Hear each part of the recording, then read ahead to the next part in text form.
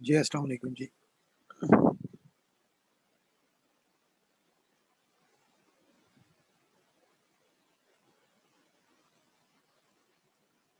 हम लोगों ने लास्ट लेक्चर में देखा था कि एस्टिमेशन, उसके आगे दो ब्रांचेस होती हैं। One is called point estimation, the other one is called interval estimation. Point estimation में हम लोगों ने देखा था कि पॉपुलेशन मीन का जो है point estimator that is X bar.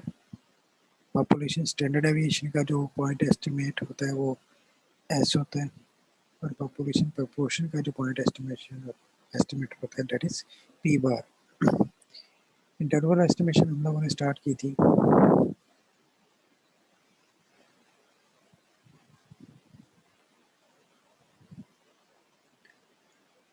Interval estimation की बाय डिफॉल्ट जो बेसिक डेफिनेशन है that is point estimate plus minus margin of error. ठीक है, और जब आप इंटरवल एस्टिमेट डिफाइन करते हो पॉपुलेशन मीन के लिए, तो उसका जो पॉइंट एस्टिमेट है that is X bar plus minus margin of error. और इसी तरह पॉपुलेशन प्रोपोर्शन का जो पॉइंट एस्टिमेट है वो है P bar plus minus margin of error. फिर हम लोगों ने देखा था कि हम लोग इंटरवल एस्टिमेशन करेंगे पॉपुलेशन मीन की जब हमारे पास पॉपुलेशन स्टैंडर्ड डेविएशन सिग्मा जो है वो नोन हो, गिवन हो। तो तब हम लोग क्या करते थे,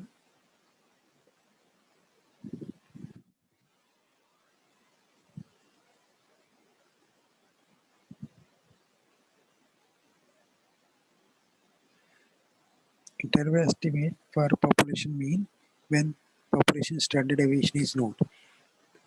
तो इंटरवल एस्टिमेशन की बाय डिफॉल्ट जो डेफिनेशन है that is point estimate plus minus margin of error.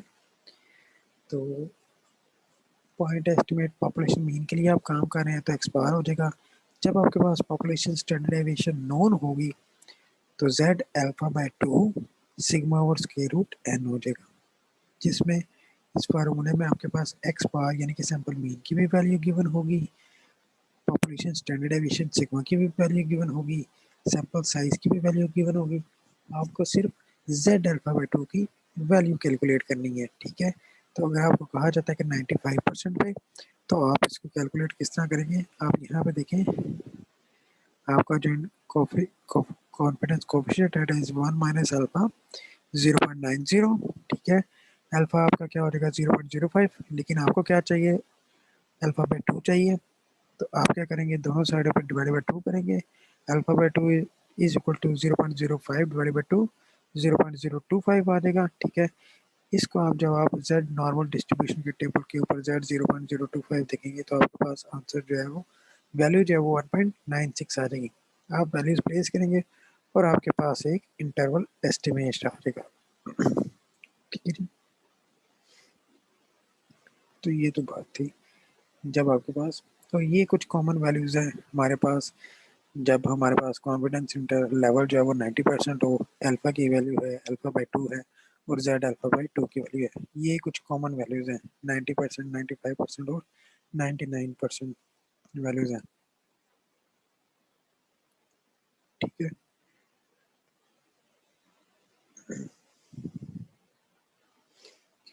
फिर अक्सर आप लोग देखते हैं,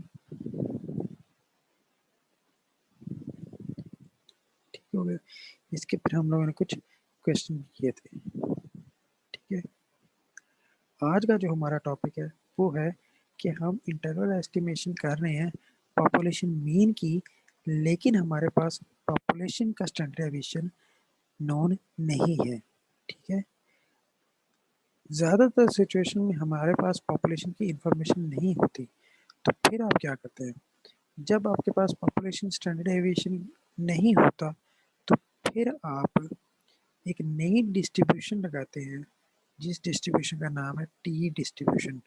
T distribution basically William Sealy Gosset एक बंदा था जो कोई रिसर्च पेपर लिखता था और वो कहीं ऐसी जगह पे काम करता था जहाँ पे वो अपना ओरिजिनल नेम जो है वो नहीं यूज़ कर सकता था। तो वो क्या करता था, वो स्टूडेंट के नाम से ना अपने रिसर्च पेपर पब्लिश करता था। ठीक है, तो उस वजह से उस इस डिस्ट्रीब्यूशन का नाम जो है वो स्टूडेंट टी डिस्ट्रीब्यूशन है, ठीक है।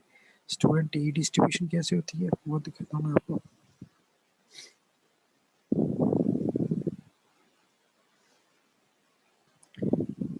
ये आप देखें, जब आपके पास पॉपुलेशन स्टैंडर्ड डेविएशन नोन होता है तो तब आप कौन सा फार्मूला लगाते हैं, x bar plus minus Z alpha by 2 sigma और स्क्वायर रूट एन। लेकिन अब हमारे पास सिग्मा जो है उसकी इंफॉर्मेशन गिवन है ही नहीं, तो तब आप लोग क्या करेंगे, आपका कौन सा फार्मूला हो जाएगा, X bar plus minus T alpha by 2 S over square root N. अब इसमें एस क्या है, एस आपका सैंपल स्टैंडर्ड डेविएशन है, और सैंपल स्टैंडर्ड डेविएशन कैसे फाइंड होता है, उसका फार्मूला है summation X minus X bar का square divided by N minus one, ठीक है। इससे आपके एस की वैल्यू आएगी। कई दफा क्या होगा क्वेश्चंस के अंदर कि आपको सैंपल स्टैंडर्ड डेविएशन गिवन होगा, अगर नहीं गिवन तो आपको डाटा गिवन होगा, आप डाटा से सैंपल स्टैंडर्ड डेविएशन जो है वो खुद कैलकुलेट कर लेंगे, ठीक हो गया। अब बात आ जाती है कि टी अल्फा बाय 2 की वैल्यू कैसे देखी जाए।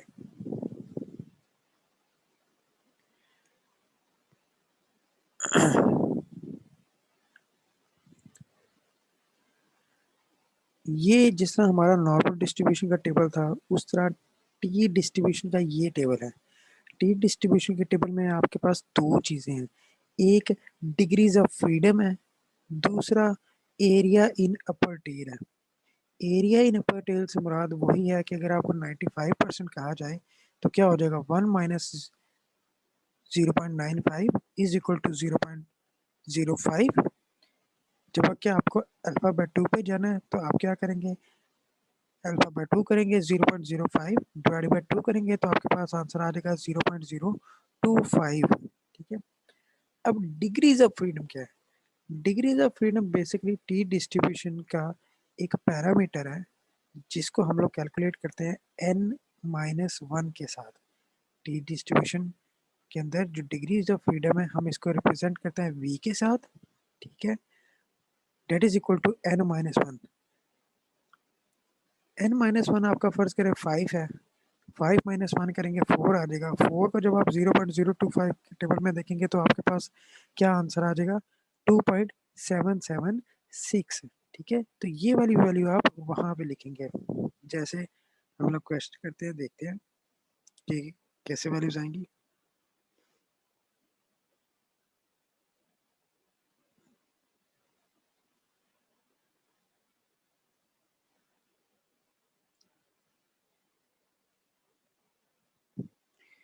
टू इलस्ट्रेट, यहाँ पे देखिए आप लोग, यहाँ से क्वेश्चन स्टार्ट हो रहा है। Example, to illustrate the interval estimation procedure for the sigma unknown case, we will consider a study designed to estimate the mean credit card debit for the population of US household. A sample of n is equal to 70 households, provided the credit are balances shown in table 8.3. For this situation, no previous estimate of population standard deviation sigma is available. यानी कि यहाँ पे देखें आपको data given है लेकिन आपके पास कोई पॉपुलेशन स्टैंडर्ड डेविएशन की इंफॉर्मेशन नहीं है, बल्कि आपके पास डाटा अवेलेबल है, ठीक है। और डाटा जो है वो 70 वैल्यूज का है, ठीक है, 70 हाउस होल्ड्स का। Thus, the sample data must be used to estimate both the population mean and the population standard deviation, ठीक है। तो इस डाटा की बेस के ऊपर हम लोग क्या करेंगे, पहले सैंपल मीन कैलकुलेट करेंगे X bar that is equal to summation X over N, और इसका आंसर आ जाएगा आपके पास 399312, and sample standardization S equal to 4007, ठीक है। और एस का आपका फॉर्मूला कौन सा लगाएंगे इसको कंप्यूट करने के लिए, ये वाला, ठीक है जी। with 95% confidence and n minus one degrees of freedom, ठीक है। n हमारे पास क्या था, 70 था, माइनस वन किया तो हमारे पास क्या आ गया, 69 डिग्रीज ऑफ फ्रीडम आ गया, ठीक है। तो बेसिकली यहाँ टेबल में देखें, ये आपके पास जो डिग्रीज ऑफ फ्रीडम का कॉलम है इसमें आपके पास जो है वो 69 जो है वो ऑलरेडी आ चुका हुआ है, ठीक है। अब आपने देखना है ये 69 है, ठीक है। अब आपने बेसिकली देखना है कि आपको 69 के सामने कौन सी वैल्यू के ऊपर एरिया टेबल फाइंड करना है, तो वो देखते हैं। हमारे पास जो है वो 95% कॉन्फिडेंस मांगा गया, तो आप देखें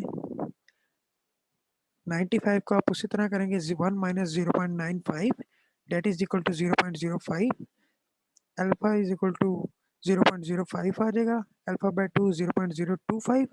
अब आप 69 डिग्रीज ऑफ फ्रीडम के सामने 0.025 का कॉलम देखेंगे, तो वहां पे जो वैल्यू है वो आपके पास 1.995 पड़ी हुई है। दोबारा देखते हैं, हमारे पास देखिए डिग्रीज ऑफ फ्रीडम क्या था, 69 आया हुआ था, तो 69 पे आप लोग आ गए, ठीक है। फिर आपने एरिया टेबल किस पे वैल्यू पे देखना है, 0.025 पे, ठीक है। तो 69 के सामने आए, ठीक है, और ऊपर से 0.025 के सामने आए, तो आपके पास कौन सी वैल्यू पड़ी हुई है, ये देखें 69 ये है, इसके सामने आएंगे, ठीक है। इसके सामने जब आए, ऊपर से 0.025 पे आए, तो हमारे पास जो वैल्यू थी वो ये थी, ठीक है, 1.995। तो आपने क्या किया, टी अल्फा बाय 2 की जगह उसको प्लेस कर लिया, ठीक है, तो आपके पास रिजल्ट आ गया, ठीक है। तो इस तरह से आप, जब आपके पास पॉपुलेशन स्टैंडर्ड डेविएशन नहीं होगा, तो आप टी डिस्ट्रीब्यूशन का जो टेबल है वो इस तरह से देखेंगे, ठीक है।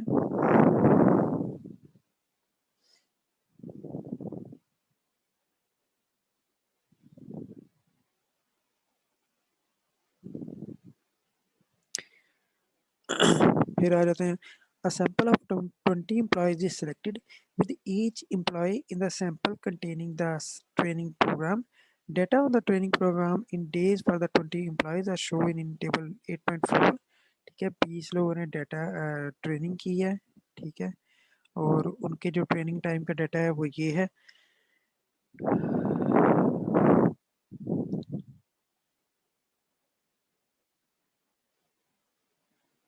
ठीक है। तो इस डेटा से आप सबसे पहले क्या करेंगे, आप सैंपल मीन निकालेंगे, एक्स बार समेशन एक्स ओवर एन, ठीक है, जो कि 51.5 डेज आ गया। फिर आप सैंपल स्टैंडर्ड डेविएशन निकालेंगे, S equal to summation X minus X square divided by N minus 1, तो आपके पास सैंपल स्टैंडर्ड डेविएशन क्या आ गया, 6.84 डेज आ गया, ठीक हो गया जी। आपको क्या करना है, फॉर 95% कॉन्फिडेंस इंटरवल, ठीक है, 95% पे आपको कॉन्फिडेंस इंटरवल निकालना है, ठीक है।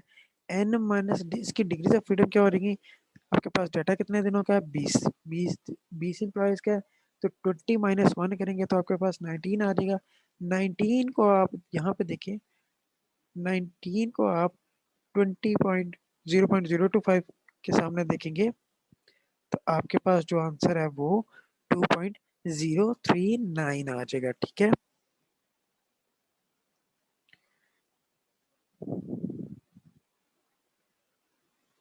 जो ये वाला जो टेबल है ना,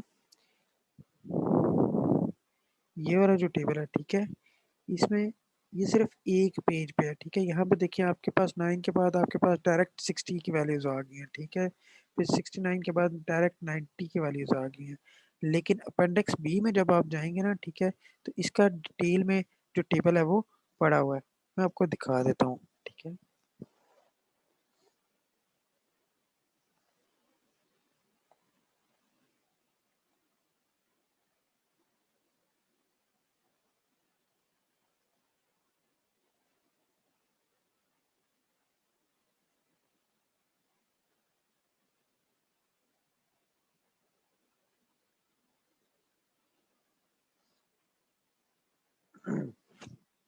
ये देखें जो नॉर्मल डिस्ट्रीब्यूशन का पहले आपका टेबल है, आप चाहे वो वाला यूज कर लें। ये देखें appendix B tables, page number 978, ठीक है।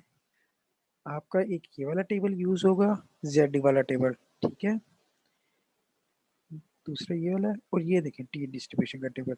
अब इसमें देखें आपके पास डिग्रीज ऑफ फ्रीडम जो है वो क्लियरली सारी लिखी हुई है। जैसे कि हमारे पास अभी 19 था, 19 को जब 0.02 पे देखा तो क्या वैल्यू आपके पास आई, 2.093, ठीक है। जबकि जो उस पेज पे था वो सिर्फ शॉर्ट सा था, ठीक है। जो पेपर में या आप लोग वैसे यूज करेंगे वो ये वाला टेबल यूज करेंगे, ठीक है, डिटेल के साथ। ठीक है, इसमें देखें आपके पास सारी वैल्यू जो है वो गिवन है।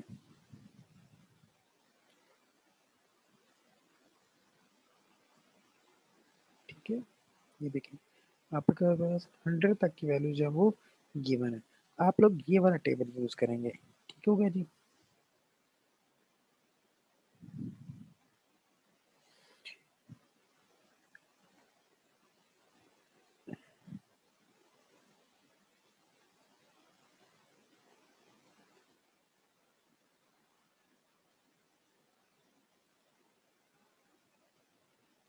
ठीक हो गया। अब आप इस टेबल को समझें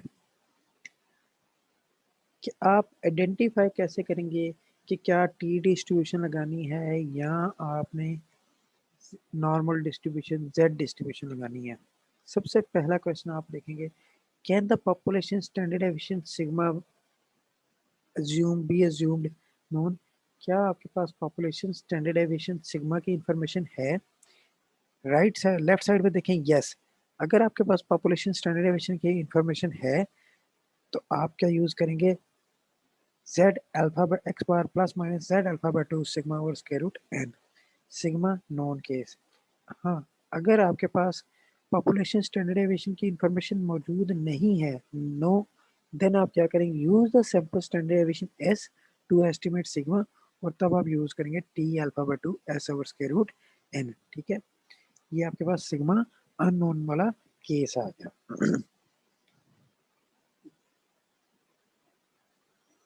ठीक है जी।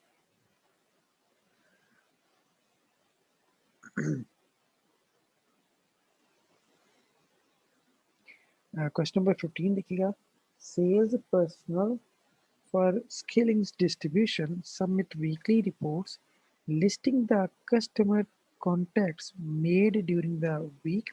A sample of 65 weekly reports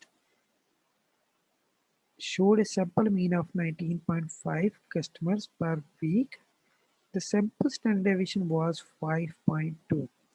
Provide 90 and 95% confidence interval for the population mean number of weekly customer contacts for the sales personnel. अब इसमें देखें, a sample of 65 that is small n, ठीक है, showed a sample mean that is x bar, और उसके साथ आपको क्या दिया, सैंपल स्टैंडर्ड डेविएशन, यानी कि आपको पास s दिया गया है। ठीक है, और आपको कैलकुलेट क्या करना है, 90 और 95% पे। इस क्वेश्चन में आपकी डिग्रीज ऑफ फ्रीडम क्या हो जाएंगी, n minus one degrees of freedom, that is 65 minus one 64। ठीक है, तो कई दफा देखिए आपको क्वेश्चन में ही सैंपल स्टैंडर्ड डेविएशन दिया गया होगा, कई दफा जो है आपको खुद से कैलकुलेट करना पड़ेगा। जैसे कि आप यहाँ पे देखें, क्वेश्चन नंबर 17 में आप देखें, the international airport transport association surveys business travellers to develop quality ratings for transatlantic gateway airports. The maximum possible rating is 10. Suppose a simple random sample of 50 business travelers is selected and each traveler is asked to provide a rating for the Miami International Airport. The rating obtained from the sample of 50 business travelers follows. ठीक है, ये 50 बंदों का आपके पास data है। उसने नीचे क्या आपको कहा, develop a 95% confidence interval estimate of the population mean rating for Miami. अब इसमें उसने आपको ना सैंपल मीन दिया, ना आपको पॉपुलेशन का मतलब बताया है, उसने डेटा सीधा आपको कह दिया कि आप 95% कॉन्फिडेंस इंटरवल निकालें, जबकि आपको उसने डाटा दे दिया है। तो आप क्या करेंगे, सबसे पहले आप सैंपल मीन निकालेंगे एक्स बार के थ्रू, फिर आप सैंपल स्टैंडर्ड एविएशन निकालेंगे। ठीक है, और डिस्ट्रीब्यूशन आप यूज करेंगे टी डिस्ट्रीब्यूशन। ठीक है जी।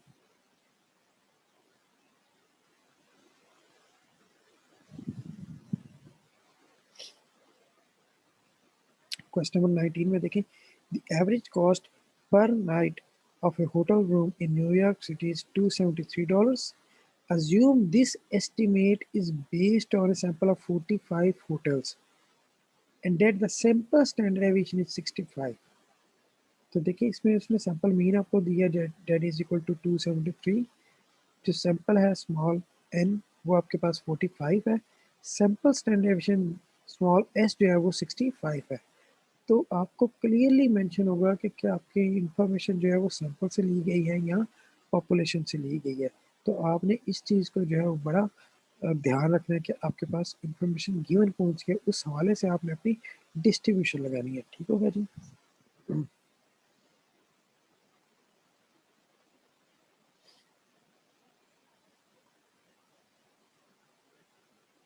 अच्छा, तो नेक्स्ट जो है वो आ जाता है डिटर्मिनिंग द सैंपल साइज। ठीक होगा जी। हमने बात की कि जो आपके पास इंटरवल एस्टिमेट है, जब आपके पास पॉपुलेशन स्टैंडर्डाइजेशन नोन होता है तो वो क्या होता है, x bar plus minus Z alpha by 2। और इसमें मार्जिन ऑफ एरर आपके पास क्या है, मार्जिन ऑफ एरर को आप डिफाइन करते हैं Z alpha by 2 sigma over square root N. अब आपको बेसिकली एन चाहिए, यानी कि आपको सैंपल साइज चाहिए कि मुझे कितना सैंपल साइज रिक्वायर है। ठीक है, तो क्या हो जाएगा, एन आपका दूसरी साइड पे मूव होगा और ई जो है वो दूसरी साइड पे हो जाएगा। ठीक है, तो एन ऊपर चला जाएगा, ई उसके नीचे आ जाएगा। ठीक है, हमें तो सैंपल साइज की इंफॉर्मेशन चाहिए, तो आप क्या करेंगे, दोनों साइडों पे स्केयर अप्लाई कर देंगे। तो एन का स्केयर जो है वो स्केयर रूट से कैंसिल हो जाएगा, जबकि दूसरे एन पे क्या है, सबका ऊपर स्केयर आ जाएगा।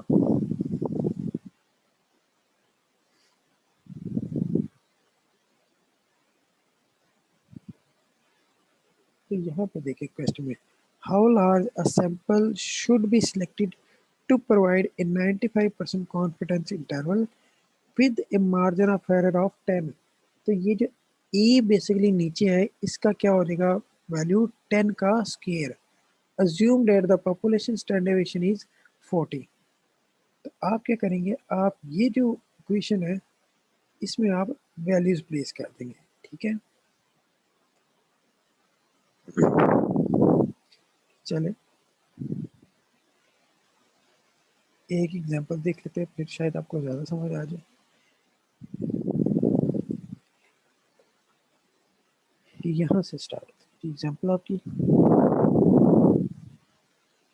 a previous study that investigated the cost of renting automobile in the US found a mean cost of approximately 55 per day for renting a mid-size automobile. Suppose that the organization that conducted this study would like to conduct a new study in order to estimate the population mean daily rental cost for a mid-size automobile in the US. In designing the new study, the project director specifies that the population mean daily rental cost be estimated with a margin of error of 2 and in 95% confidence interval। अब इसमें देखिए उसने आपके पास n mention किया लेकिन आपको margin of error mention कर दिया। तो होगा क्या, the project director specified A desired margin of error of E that is equal to 2 and the 95% level of confidence indicates Z alpha by 2 that is equal to Z 0.025 is equal to 1.96. Thus, we only need a planning value for the population standard deviation sigma in order to compute the required sample size. At this point, an analyst reviewed the sampled data from the previous study and found that the sample standard deviation for the daily rental cost was 9.65. Using 9.65 as a planning value of our sigma, we obtained this one। हमने क्या किया, z alpha by 2 की हमारे पास value हमने find की 1.96 का square किया, population standardisation की हमें वैल्यू वैसे पता थी 9.65, उसका भी स्क्वायर किया, मार्जिन ऑफ एरर आपके पास 2 था, उसका स्क्वायर किया 89.35। Thus, the sample size for the new study needs to be at least 89.43 mid-size automobile rentals in order to satisfy the project director to margin of error requirement। ठीक है,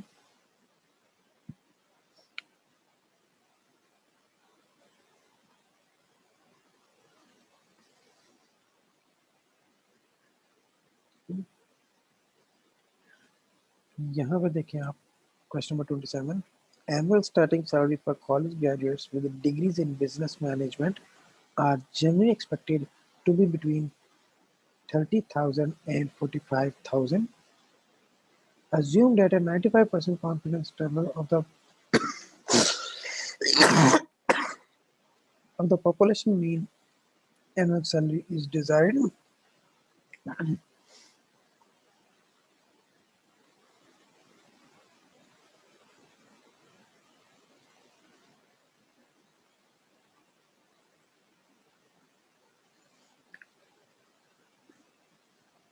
What is the planning value for the population standardization?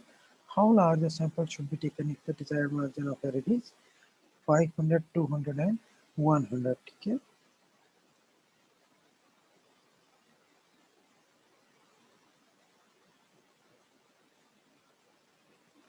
तो ये भी है आपका question जो है वो बिल्कुल ऊपर की तरफ हो जाए.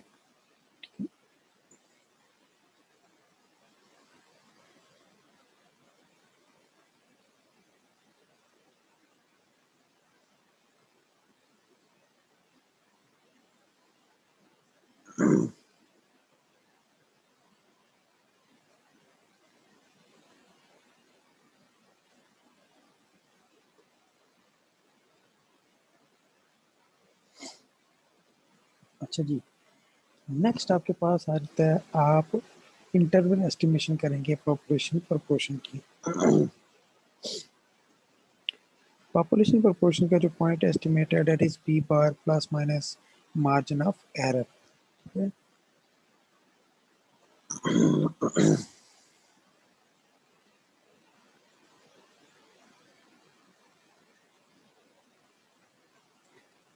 और इसमें जो आपका मार्जिन ऑफ एरर होगा डेट इज सिग्मा, और इसमें आपका P sigma P bar calculate होगा P bar 1 minus P bar divided by N, जो कि हम लोगों ने सैम्पलिंग में देखा जब हम लोग अपने रिलेशन कंप्लीट कर रहे थे. तो इसमें मार्जिन ऑफ एरर क्या हो जाएगा, Z alpha by 2 P bar 1 minus P bar over N का होल का स्क्वायर रूट, क्योंकि इसमें आपका सिग्मा यूज नहीं होगा बल्कि इसमें आपका ये वाला रिलेशनशिप यूज होगा. ठीक है, तो आपका टोटल क्या बन जाएगा, आपका ये बन जाएगा P bar plus minus Z alpha by 2 P bar 1 minus P bar divided by N का स्क्वायर रूट. ठीक है, जेड अल्फा बाय 2 की वैल्यू आपको ऑलरेडी कैलकुलेट करनी आती है. ठीक है, पी बार आपका एक्स ओवर एन होता है, एक्स आपका जिसके अंदर आप इंटरेस्ट रखते हैं. जैसे देखिएगा, the following example illustrates the computation of the margin of error and interval estimate for the population proportion. A national survey of 900 women golfers was conducted to learn how women golfers view their treatment at golf courses in the US. The survey found that 396 of the women golfers were satisfied with the availability of tee times. Thus, the point estimate of the proportion of the population of women golfers who are satisfied with the availability of tee times is 396 divided by 900, that is 0.44. आपको क्या करना है, 95% पे confidence interval develop करना है. P bar plus minus Z alpha by 2 P bar 1 minus P bar divided by N, और P bar आपके पास क्या निकला हुआ है 0.44. 95% पे आप जेड अल्फा बाय 2 की वैल्यू निकालेंगे that is 1.96. P bar 0.441 minus 0.44 divide by N जो है वो 900 है. आप वैल्यू प्लेस करेंगे आपके पास ये रिजल्ट आ जाएगा. ठीक है जी. तो ये रिजल्ट बेसिकली आपको बताकर है, जब माइनस करेंगे तो 0.4076 आ जाएगा, जब प्लस करेंगे 0.4727 आ जाएगा. Using percentages, the survey results enable us to state that with 95% confidence that between 40.76 and 47.2 for all women golfers are satisfied with the availability of tee times.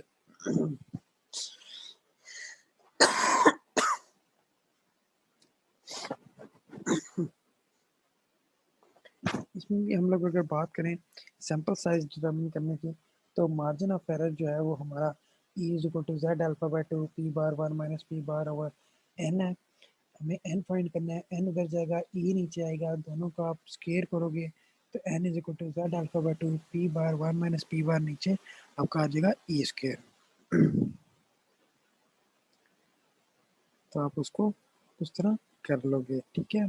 e आपका margin of error, desired margin of error होता है, ठीक है।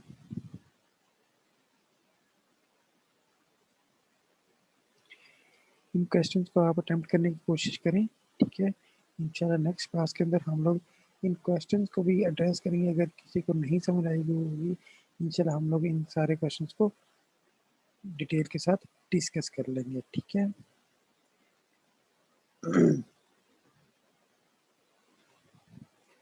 तो ये था आपका यहाँ तक टॉपिक आज का, ठीक है। इंशाल्लाह उम्मीद है कि आपको समझ आ गई होगी। अगर कोई चीज़ें रह गई तो आप उनको नोट कर लीजिएगा, ठीक है। इंशाल्लाह हम लोग नेक्स्ट सेशन में उन चीज़ों को दोबारा गो थ्रू कर लेंगे, ठीक है। Thank you so much.